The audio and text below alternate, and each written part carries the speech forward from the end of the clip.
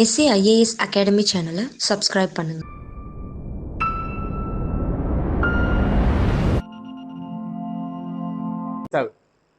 Okay, so இது class மட்டும்தான். கிளாஸை கரெக்டாக கவனிச்சிங்க, புரியலனாலும் கேட்டீங்க அப்படின்னா மட்டும்தான் இதை யூஸ் பண்ணிக்க முடியும். இதில் இருந்து மொத்தம் இந்த ஒரே ஒரு பகுதியிலிருந்து 3 கொஸ்டின் எக்ஸ்பெக்ட் பண்ணலாம். 3 கொஸ்டின் சரிங்களா? ஃபர்ஸ்ட் என்ன கேட்பாங்கன்னா, இந்த மாதிரி கொஸ்டின்ஸ்ல, அதாவது நான் இந்த மாதிரி இண்டெக்ஸஸ் ரிப்போர்ட்ஸ்லாம் என்ன பார்க்கணும் அப்படின்னு நான் சொல்றேன். எப்பயுமே அதை தான் நான் சொல்லி ஆரம்பிப்பேன், எதில் கொஸ்டின் கேட்பாங்க அப்படின்ட்டு. ஸோ ஃபர்ஸ்ட் பார்க்க வேண்டியது தரநிலை.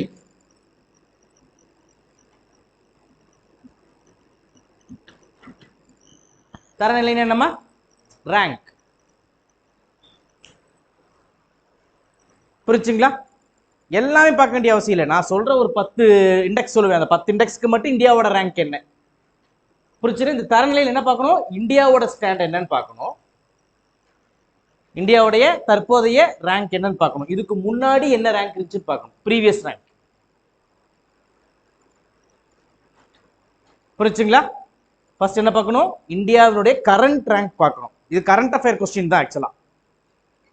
தற்போதைய தரநிலை என்ன அப்படிங்கிறத பார்க்கணும். நெக்ஸ்ட் என்ன பார்க்கணும்?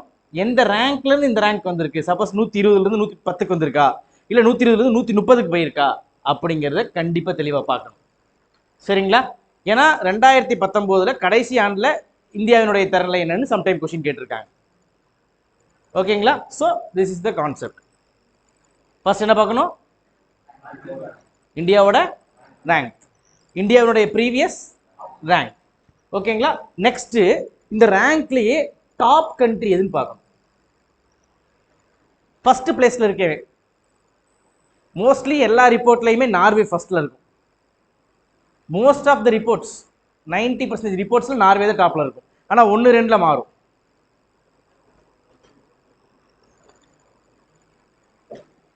சரியாப்பா? டாப் யாருன்னு பார்க்கணும்ல. டாப் யாருன்னு பார்த்தா அதே மாதிரி லீஸ்ட் யாருன்னு பார்க்கணும். கடைசி ரேங்க் யாரு, ஃபர்ஸ்ட் ரேங்க் யார்.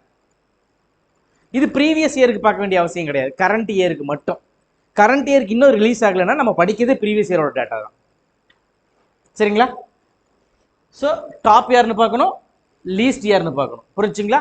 அதுக்கப்புறம் இதுதான் first point to be noted தரநிலை ரேங்க்ல. சரிங்களா? செகண்ட் பாயிண்ட் என்ன அப்படின்னு பார்த்தீங்கன்னா, when reported released for first time. இந்த அறிக்கையானது அல்லது இந்த குறியீடானது முதலில் எப்போது வெளியிடப்பட்டது, ஃபர்ஸ்ட் டைம் ரிலீஸ்ட் எந்த ஆண்டு அப்படிங்கிறத பார்க்கணும் முக்கியமா. புரிச்சுங்களா? அந்த ஃபர்ஸ்ட் டைம்ல யாரு டாப் கண்ட்ரி அப்படிங்கிறதையும் பார்க்கணும். ஃபர்ஸ்ட் டைம் ரிலீஸ் பண்றப்ப யார் டாப் கண்ட்ரி.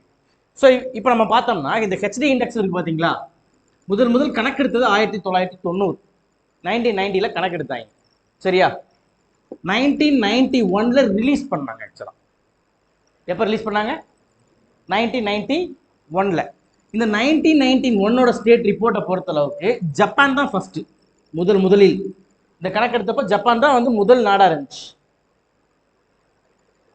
சரிங்களா? அடுத்த வருஷம் என்னவா மாறுச்சு அப்படின்னு பார்த்தீங்கன்னா, இது கனடா. தேர்ட் ரிப்போர்ட் ரிலீஸ் ஆகிறப்ப திரும்பி ஜப்பான். புரிஞ்சுங்களா? அதுக்கப்புறம் ஃபோர்த் ரிப்போர்ட்ல இருந்து கனடாவே தான் கண்டினியூ ஆகிட்டு இருந்துச்சு. கடைசி 10 ரிப்போர்ட்டுக்கு மேல கண்டினியூ ஆகிறது நார்வே தான். ஸோ இங்க செகண்ட் ரிப்போர்ட் என்ன, தேர்ட் ரிப்போர்ட் என்ன, ஃபோர்த் ரிப்போர்ட் எல்லாம் கேட்க மாட்டாங்க. கேட்டாங்கன்னா முதல்ல இருந்தது யாருன்னு தான் கேட்பாங்க. திடீர்னு 2015 இந்த மனிதவள மேம்பாட்டு குறியீட்டில் ஃபர்ஸ்ட் இந்த கண்ட்ரி எது, லாஸ்ட் இந்த கண்ட்ரி எதுன்னு கேட்க மாட்டாங்க. ஒன்று ஆரம்பிச்சதை கேட்பாங்க, புரிச்சுங்களா, அல்லது இன்னைக்கு இருக்க ஸ்டாண்டர்டை கேட்பாங்க. சரிங்களா? இதுதான் கான்செப்ட். ஏன்னா கொஸ்டின் டஃபா வந்துருச்சுன்னா தான் ஆரம்பிச்சதை கேட்பாங்க. ஈஸினா இன்னைக்கு நடக்கிறது மட்டும் தான் கேட்பாங்க. சரிங்களா? டஃபா வந்தாலும் அட்டன் பண்ணணும் இல்லையா? ஸோ இப்படி தான் பார்க்கணும். செகண்ட் என்னமா கான்சென்ட்ரேட் பண்ணணும்? எப்போ ரிலீஸ் பண்ணாங்க, ரிலீஸ் பண்றப்ப யார் டாப்ல இருந்தாங்க. இன்னைக்கு நார்வே, ஆனா ஒரு காலத்துல என்னதான் இருந்துச்சு. That is the fact. புரிச்சுங்களா? Okay, third point. இதுக்கப்புறம் என்ன நோட் பண்ணணும்? இதை ரிலீஸ் பண்றது யாரு?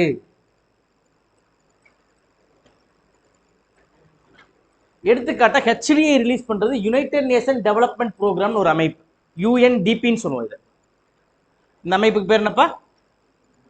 யுனைடெட் நேஷன் டெவலப்மெண்ட் ப்ரோக்ராம், ஐக்கிய நாட்டு மேம்பாட்டு திட்டம் அப்படிங்கிற ஒரு அமைப்பு தான். ஐக்கிய நாட்டு மேம்பாட்டு திட்டம்ன்ற அமைப்பு தான் என்ன பண்ணுதுப்பா? ஹெச்டிஐ வருஷம் ரிலீஸ் பண்ணுது. சரியா? இப்போ யார் ரிலீஸ் பண்ணான்னு பாத்தீங்க இல்லையா? இப்போ ரிலீஸ்டு பை ஹெச்டிஐனா யுஎன்டிபியா? இந்த யுஎன்டிபி ஃபார்ம் பண்ண இயர்.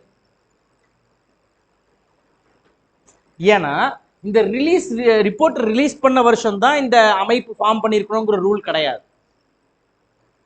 சரிங்களா? ஃபார் எக்ஸாம்பிள் நான் ஒரு சின்ன ரிப்போர்ட்டை சொல்றேன். World bank 1945 உருவாக்கியாச்சு. புரிச்சுங்களா? இப்போ கொஞ்ச நேரத்துல சொல்லி ஏஸ் ஆஃப் பிசினஸ் ரிப்போர்ட்னு சொன்ன பாத்தீங்களா? அது 1970களில் இருந்து தான் வெளியிடப்படுது. நம்ம சிலர் என்ன நினைச்சுக்கிறோம் அப்படின்னு பாத்தீங்கன்னா, இப்போ ஓகே இந்த report release by world bank உருவான நாள்ல இருந்தே இந்த ரிப்போர்ட் ரிலீஸ் பண்ணிட்டு இருக்கு அப்படி நினைச்சுக்குவோம் இல்லையா? அதுக்காக சொல்றேன். அது இருக்காது. யுனைடெட் நேஷன் டெவலப்மெண்ட் ப்ரோக்ராம் என்னைக்கு உருவாச்சோ அந்த இயர் வேற. அதுவே இந்த ரிப்போர்ட்டை ஹெச்டிஐ இண்டெக்ஸ் ரிப்போர்ட்டை வந்து ரிலீஸ் பண்ண ஆரம்பிச்ச இயர் வேற. மூணாவது நான் சொல்ற பாயிண்ட் எதை பார்க்கணும்? போய் துப்பிட்டு வாங்க, போங்க. ரிலீஸ்டு பை எப்போ பார்க்கணும்? சரிங்களா? ஓகேவா? ரெண்டு சேமா இருக்க வாய்ப்பு கிடையாது. ஆனா வந்து என்னன்னா ஆப்ஷன்ல 2 இயரையுமே கொடுத்து வச்சிருப்பான். நம்ம வந்து ஏதோ ஒரு இயர் இங்க பார்த்துருப்போம் இல்லையா? சூஸ் பண்ணிடுவோம் பிளைண்டா. இதெல்லாம் எப்படின்னா கொஸ்டின் டஃபா வந்தா மட்டும்தான் இந்த மாதிரி வர வாய்ப்பு இருக்கு. ஈஸியா இருந்தா கண்டிப்பா வராது. ஓகேவா? கிளியர்? இந்த 3 பாயிண்ட்டை தான் நீங்க நோட் பண்ணணும். புரிச்சுங்களா? அதுக்கப்புறம் வந்து என்னன்னா இன்னியும் எக்ஸாம் டஃப் ஆச்சு, இல்ல மெயின்ஸ்ல கொஸ்டின் வருது, இதெல்லாம் ப்ரிலிம் ஸ்டாண்டர்ட் கொஸ்டின் இவ்வளவுதான். புரிச்சுங்களா? மெயின்ஸ்ல வந்தா இன்கேஸ், புரிச்சுங்களா? மெயின்ஸ்ல வந்தாலோ அல்லது கொஸ்டினே ரொம்ப கன்சிடர் தி ஃபாலோயிங் மாதிரி டஃப் பண்ணாலோ, ரொம்ப டஃப் பண்ணா, அதாவது குரூப் 1 ஸ்டாண்டர்டுக்கு போனா, குரூப் 2 குரூப் 4க்கு வர வாய்ப்பு இல்லை, விட்டுருங்க. ஆனா குரூப் 1ல வர வாய்ப்பு இருக்கு. வந்துச்சுன்னா என்ன கேட்பாங்கன்னா இண்டிகேட்டர்ஸ் கேட்பாங்க, குறியீடுகள்.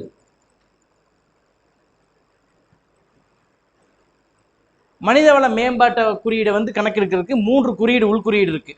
புரிஞ்சுங்களா? எஜுகேஷனையும் ஹெல்த்தையும் அதே மாதிரி வந்து நம்மளோட எக்கனாமிக்கல் ஸ்டேட்டஸையும் கணக்கு பண்ணுவோம். புரிஞ்சுங்களா? இந்த மாதிரி என்ன இண்டிகேட்டர்ஸ் இருக்குன்னு கேட்பாங்க. ஓகேங்களா? இதுதான் கான்செப்ட். இதை தாண்டி இந்த இண்டிசஸ் ரிப்போர்ட்ஸ்லயோ கொஸ்டின் வர்றதுக்கான வாய்ப்பே என்னமா? இதனுடைய ஹெட் குவார்டர் வருமானு கேட்குறீங்க. கண்டிப்பா இது இன்டர்நேஷனல் ஆர்கனைசேஷன் ஒரு கிளாஸ் எடுப்பேன், அதுல சொல்லிடுவாரு. இந்த இண்டிசஸ்ல இவ்வளவுதான். ஹெட் குவார்டர் கேட்கறாங்கனால என்னன்னா United Nation Development Programme is not only releasing the HDI index. HDI இண்டெக்ஸை மட்டும் United Nation Development Programme release பண்ணல. யுனைடெட் நேஷன் டெவலப்மெண்ட் ப்ரோக்ராம் கிட்டத்தட்ட 10 ரிப்போர்ட்ஸ் ரிலீஸ் பண்ணுது மினிமம். சில டைம்ல 12 ரிப்போர்ட் ரிலீஸ் பண்ணுது. அப்படின்னா நான் என்ன பண்ணுவேன்னா இன்டர்நேஷனல் ஆர்கனைசேஷன் ஒரு லெசன் எடுப்பேன். இது 12th எக்கனாமிக்ஸ் புக்ல இருக்கு. சர்வதேச அமைப்புகள்னு ஒரு லெசனே இருக்கு.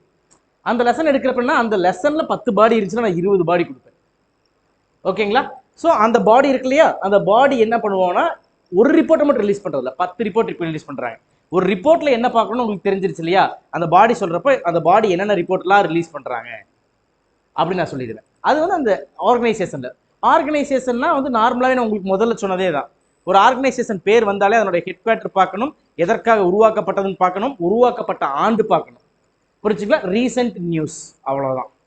இந்த 4 பாயிண்ட் பார்க்கணும். இது வந்து நம்ம எந்த பாடி நேம்ல நான் இப்போ பேசுறப்பே சொன்னாலும் அதை நீங்க வந்து என்ன பண்ணிடணும், ஒரு ரெட் மார்க் போட்டு எழுதி வச்சு அதை பார்த்துடணும் உடனடியாக. ஆனா இதுக்கு தனியா ஒரு லெசன் இருக்கு எக்கனாமிக்ஸ்ல, அதை நான் எடுப்பேன். சரியா? சரிங்களாம்மா? கிளியர்? ரிப்போர்ட்ஸ்ல இதை மட்டும் நம்ம கான்சென்ட்ரேட் பண்ணா போதும். First 3 important. ஓகேங்களா?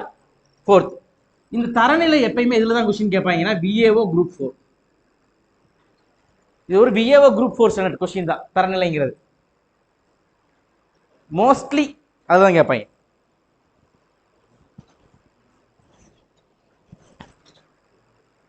சரிங்களா? when released, எந்த ஆண்டு ரிலீஸ் பண்ணப்பட்டது அப்படிங்கிறது குரூப் 2 ஸ்டாண்டர்ட் கொஸ்டின். இதுவும் குரூப் 2 ஸ்டாண்டர்ட் கொஸ்டின். இது வந்து group 1 standard question, UPSC question. நார்மலாவே யூபிஎஸ்சில இந்த இயர் இந்த ரேங்க் எல்லாம் கேட்கவே மாட்டான். மோஸ்ட்லி இந்த இண்டிகேட்டர்ஸ் தான் ட்விஸ்டே வைப்பான். சரிங்களா? குரூப் 1 இப்போ அப்படிதான் மாறிக்கிட்டு இருக்கு. லாஸ்ட் இயர் குரூப் 1 நடந்த எக்ஸாம் தான் அதுக்கு சிறந்த எடுத்துக்காட்டு. புரிச்சலே, குரூப் 1 ஹிஸ்டரியிலேயே கடைசியாக வந்த குரூப் 1 எக்ஸாம் தான் டோட்டலி அனாலிட்டிக்கல். ஓகேங்களா, இதுதான் கான்செப்ட். தரநிலை ரேங்க் குரூப் 4 ஸ்டாண்டர்ட். சரியாப்பா? ரேங்க்ல மோஸ்ட் ப்ராபப்ளி கரண்ட் தான் கேட்பாங்க. மோஸ்ட் ப்ராபப்ளி எந்த இடத்துல மாறி போக வாய்ப்பு இருக்குன்னு வச்சுக்கோங்க. ஏன் வந்து ப்ரீவியஸ் இயரை சேர்த்து பார்க்க சொன்னேன்னு சொல்றேன். இப்போ நார்மலாவே வந்து இப்போ இந்த என்ன மாசமா இது, இன்னைக்கு என்ன மாசமா? வெரி குட், அக்டோபர் மாசமா? புரிச்சுங்களா? இந்த ஹெச்டி இண்டெக்ஸ் இருக்கு பாத்தீங்களா, யூஎன்டிபி வெளியிடுது இல்லையா? இந்த ஹெச்டி இண்டெக்ஸ் எப்போ மோஸ்ட்லி எப்போ வரும்னா நவம்பர்ல வரும். எப்போ வரும்? நவம்பர்ல வரும். ஓகேங்களா? இன்கேஸ் இந்த எக்ஸாமும் நவம்பர்ல வந்துச்சுன்னா, நவம்பர்லயே எக்ஸாம் வந்துருச்சு அப்படின்னா நவம்பர் 14ஆம் தேதி வந்து ரிப்போர்ட் ரிலீஸ் ஆகுதுன்னு வச்சுக்கோங்க. இப்போ எக்ஸாமும் வந்து நவம்பர் 15ஆம் தேதி இருக்குன்னு வச்சுக்கோங்க. 14ஆம் தேதி வந்து நியூஸ் தூக்கி இதில் போட்டிருக்க முடியுமா கொஸ்டின்ல? அப்படின்னா இவன் எந்த கொஸ்டின் எடுத்து இந்த கொஸ்டின் எடுத்திருந்தாலும் எந்த ரேங்க் எடுத்திருப்பான்? 2019 நடந்தது ரிப்போர்ட் கடைசியா. 2020-21 லாக்டவுன்ல எடுக்கல, 20ல எடுக்கல, 21 எடுத்துட்டு இருக்காங்க. சரியா? அப்படின்னா எப்பதான் ரிலீஸ் பண்ணுவாங்க? எப்போ ரிலீஸ் பண்ணுவாங்க? 19 ரிலீஸ் பண்ணதை தான் கேட்க வாய்ப்பு இருக்கு. புரிஞ்சா? அந்த இடத்துல தான் அப்படி மாறி போவாங்க. பாயிண்டடா எக்ஸாம் கொஸ்டின் டஃப் பண்றது கிடையாது. சில நேரங்கள்ல இப்படி நடக்க வாய்ப்பு உண்டு. சரிங்களா? இப்போ நம்மளுக்கு வந்து என்ன பண்ணுவோம், என்னப்பா வரும் எக்ஸாம்? இப்போ அப்ராக்சிமேட்டா மேல் எக்ஸாம் வருதுன்னு வச்சுக்கோங்க. புரிச்சுங்களா? ஒரு மே 1ஆம் தேதி எக்ஸாம் வருதுன்னு வச்சுக்கோங்க. ஓகேங்களா? சில ரிப்போர்ட்லாம் வந்து பார்த்தீங்கன்னா மார்ச் 31ஆம் தேதி கரெக்டாக ரிலீஸ் பண்ணுவாங்க. ஏன்? ஃபினான்ஷியல் ரிப்போர்ட்ல மார்ச் 31ஆம் தேதி இந்த ஏஸ் ஆஃப் டூயிங் பிஸ்னஸ், புரிச்சுங்களா, உலக தரநிலை அறிக்கை, இந்த மாதிரி உலகம் இந்தியா சம்பந்தப்பட்ட பொருளாதார சம்பந்தப்பட்ட எல்லா நியூஸுமே எப்போ ரிலீஸ் பண்ணுவாங்க? மார்ச் 31ஆம் தேதி ரிலீஸ் பண்ணுவாங்க. இப்போ மே 1ஆம் தேதி எக்ஸாம், மார்ச் 31ஆம் தேதி ரிலீஸ் பண்ண டேட்டாவை மே 1ஆம் தேதி எக்ஸாம்ல எடுக்க வாய்ப்பு இல்லை. ஏன்னா இந்த கொஸ்டின் ஒரு மாசத்துக்கு முன்னாடியே பிரிண்ட் பண்ணியிருப்பாங்க. அப்படின்னா ஏப்ரல் ஃபர்ஸ்ட் வீக்லயே பண்ணியிருப்பாங்க. அப்படின்னா ஏப்ரல் ஃபர்ஸ்ட் வீக்ல இந்த கொஸ்டின் பிரிண்ட் பண்றாங்க அப்படின்னா ஆட்டோமேட்டிக்கா மார்ச்சுக்கு முன்னாடி இருந்த கொஸ்டின்ஸ் எடுத்திருப்பாங்க. அப்படின்னா இந்த அறிக்கை ஏதோ ஒரு அறிக்கை கேட்டிருந்தாலும் அந்த அறிக்கை இப்போ 2022 கேட்கலன்னு அர்த்தம். அது கேட்டது 2021 கேட்டிருக்குன்னு மீனிங். புரிஞ்சுங்களா? அந்த இடத்துல நம்ம என்ன பண்ணிடுவோம், நியூஸ் பேப்பரையும் படிச்சு கன்ஃபியூஸ் ஆகி இது மார்க் பண்ணிடுவோம். ஆனா அது அப்படி கிடையாது. அதனாலதான் என்ன சொல்றேன்னா ப்ரீவியஸ் இயரை சேர்த்து பார்த்துக்குங்க. சரிங்களா? இந்த மாதிரி எக்ஸாம் டேட்டுக்கு இந்த ரிப்போர்ட் டேட்டுக்கு கொஞ்சம் கிளாஷ் ஆயிரும் சம் பிளேஸ்ல. ஓகேங்களா? அதனால தான் ப்ரீவியஸை பார்க்க சொல்றேன். இல்லாட்டி ப்ரீவியஸை பாருங்கன்னு நான் சொல்ல மாட்டேன். ஓகேவா? That is the concept. சில ரிப்போர்ட்ஸை வந்து இடையில வந்து நிறுத்தி வச்சிருக்கலாம், அது நம்மளுக்கு தெரியாம. பக்கத்துல பேசாதீங்க, சரியா?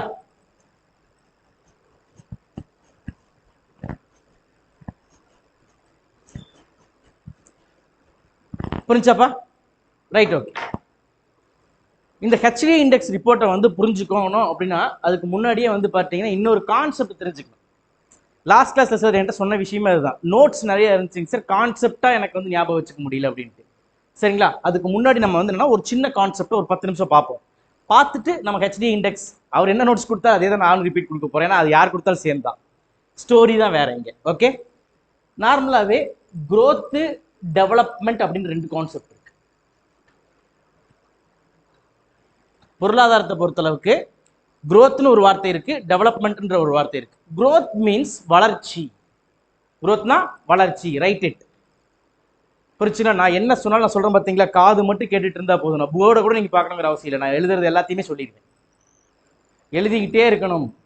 நீங்க எழுத எழுத உங்க நோட்டு ஃபுல்லாக நீங்க செல்ஃப் ரிலையண்டா மாறிக்கிட்டு இருக்கீங்க. எக்ஸாம் இந்த வருஷம் நாளும் சரி, இல்லை அடுத்த வருஷம் வந்தாலும் சரி, நீங்க போய் எழுதி கிளியர் பண்ண வாய்ப்புகள் இருக்கும். ஓகேங்களா? நான் பேசுறது நாளைக்கு மறந்து போயிடும். ஓகேவா? ஸோ பெட்டர் ரைட், எழுதுற ஹேபிட்டை வளர்த்துக்கணும். சரியா? growthனா என்னமா, வளர்ச்சி. புரிச்சுங்களா? டெவலப்மெண்ட்னா என்னன்னா மேம்பாடு. growthனா வளர்ச்சி, டெவலப்மெண்ட்னா மேம்பாடு. growthங்கிறது என்ன அப்படின்னு பார்த்தீங்கன்னா இட் இஸ் குவான்டிடேட்டிவ் கோல்.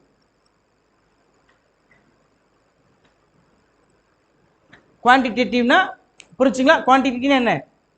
இது அளவினை சார்ந்தது. அளவு எவ்வளோ எவ்வளோன்னு கேட்டா அதுக்கு பேர் என்னதுமா, growth. புரிச்சுங்களா? அதுவே வந்து பார்த்துட்டீங்கன்னா டெவலப்மெண்ட் அப்படிங்கிறத தரம் சார்ந்தது. புரிஞ்சுங்களா? அப்படின்னா குவாலிட்டேட்டிவ் மெஷர். குவாலிட்டேட்டிவ் தரம் சார்ந்த விஷயம், குவான்டிடேட்டிவ்னா அளவு சார்ந்தது. புரிச்சுங்களா?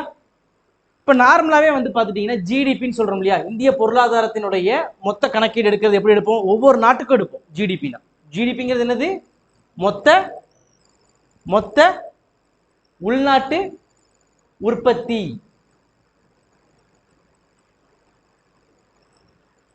கிராஸ் டொமஸ்டிக் ப்ராடக்ட், மொத்த